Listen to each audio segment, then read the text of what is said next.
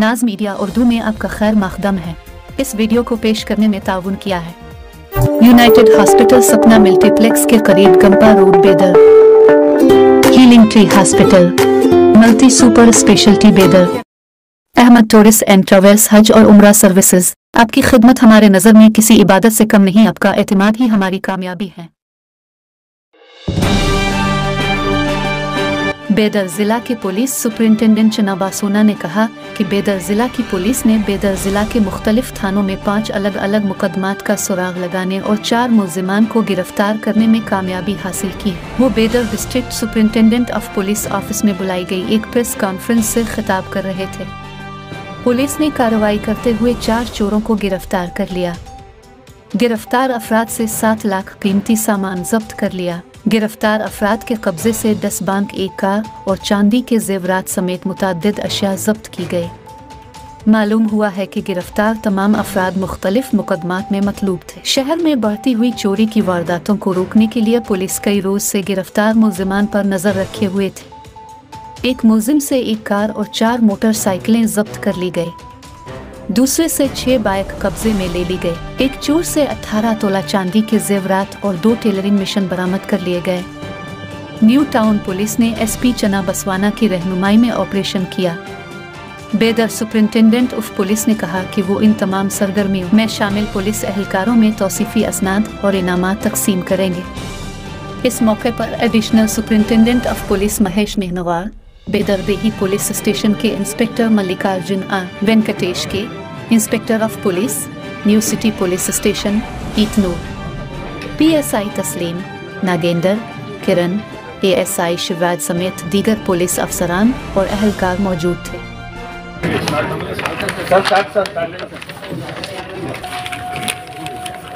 अपराधಗಳನ್ನು ನಿಯಂತ್ರಣ ಮಾಡೋದರ ಜೊತೆಗೆ ಪತ್ತೆ ಕಾರ್ಯ ಕೂಡ ನಾವು ಅಷ್ಟೇ ಏನಂದರೆ ನಮ್ಮ ಅಧಿಕಾರಿಗಳು ಮತ್ತು ಕ್ರೈಮ್ ಸಿಬ್ಬಂದಿಯವರು ಹಗಲು ರಾತ್ರಿ ಕೆಲಸ ಮಾಡಿ ಪ್ರಕರಣಗಳನ್ನು ಇಲ್ಲಿ ಪತ್ತೆ ಮಾಡಿದ್ದಾರೆ।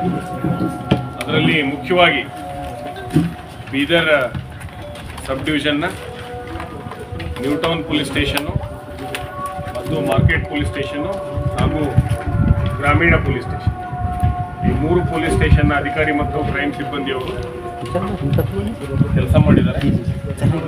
ಇದರಲ್ಲಿ ನ್ಯೂ ಟೌನ್ ಪೊಲೀಸ್ ಸ್ಟೇಷನ್ನ ಇನ್ಸ್ಪೆಕ್ಟರ್ ಅಂತ ವೆಂಕಟೇಶ್ ಹಳ್ಳಿ ಅವರ ನೇತೃತ್ವದಲ್ಲಿ ಒಟ್ಟು 6 ಕೇಸ್ಗಳನ್ನು ಇಲ್ಲಿ ಪತ್ತೆ ಮಾಡಿದ್ದಾರೆ। ಅದರಲ್ಲಿ ಒಂದು ಪ್ರಕರಣ ಬಸ್ ಸ್ಟ್ಯಾಂಡ್ ಮುಂಭಾಗದಲ್ಲಿ ಒಂದು ಕಾರ್ ಕಳ್ಳತನ ಆಗಿತ್ತು। ಆ ಕಾರ್ ಕಳ್ಳತನದ ಪ್ರಕರಣವನ್ನು ಪತ್ತೆ ಮಾಡಿದ್ದಾರೆ। ಜೊತೆಗೆ ಆರೋಪಿಯನ್ನು ವಿಚಾರಣೆ ಮಾಡಲಾಗಿ ಅವನು ಮತ್ತೆ 4 ಬೈಕ್ಗಳನ್ನು ಕೂಡ ಕದ್ದಿರ್ತಾನೆ। ಜೊತೆಗೆ ಮನ್ನಾಕೇರಿ ಲಿಮಿಟ್ಸ್ನಲ್ಲಿ ಒಬ್ಬ ವೃದ್ಧ ವ್ಯಕ್ತಿಯನ್ನು ಏನಂದರೆ ಕರೆದುಕೊಂಡೋಗಿ ಅವನನ್ನು ರಾಬರಿ ಮಾಡಿದ್ದಾರೆ। ಅವನಿಗೆ 10,000 ಹಣವನ್ನು ಇಟ್ಕೊಂಡಿರ್ತಾರೆ। ಸೊ ಆ ಪ್ರಕರಣವನ್ನು ಕೂಡ ನಾವು ಇಲ್ಲಿ ಪತ್ತೆ ಹಚ್ಚಿದ್ದಾರೆ। ಇದರಲ್ಲಿರುವಂತಹ ಒಟ್ಟು ಕಾರ್ ಥೆಫ್ಟಲ್ಲಿ ಒಬ್ಬನ ಅಷ್ಟೇ ಇರ್ತಾನೆ, ಮತ್ತು ಈ ರಾಬರಿನಲ್ಲಿ 3 ಜನ ಸೇರಿ ಮಾಡಿದ್ದಾರೆ। ಈ ಒಬ್ಬ ಪ್ರಮುಖ ಆರೋಪಿಯನ್ನು ನಾವಿಲ್ಲಿ ದಸ್ತಗಿರಿ ಮಾಡಿದ್ದೀವಿ, ಇನ್ನೂ 2 ದಸ್ತಗಿರಿ ಮಾಡ್ತೀವಿ। ಒಟ್ಟು 3,36,000 ಮೌಲ್ಯದ ವಸ್ತುಗಳನ್ನು ವಶಪಡಿಸಿಕೊಳ್ಳಲಾಗಿದೆ।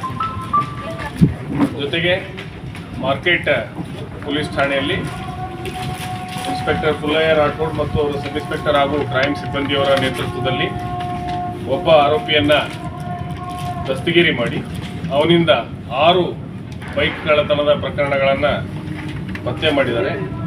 ಜೊತೆಗೆ ಒಂದು HPT ಅಂದರೆ ಹೌಸ್ ಬ್ರೇಕ್ ಥೆಫ್ಟ್ ಅಂತ ಹೇಳ್ತೀವಿ, ಮನೆ ಕಳ್ಳತನದ ಪ್ರಕರಣವನ್ನು ಪತ್ತೆ ಮಾಡಿ ಅದರಲ್ಲೂ ಕೂಡ ಒಬ್ಬ ಆರೋಪಿಯನ್ನು, ಜೊತೆಗೆ ಅವನಿಂದ 18 ತೊಲೆಯಷ್ಟು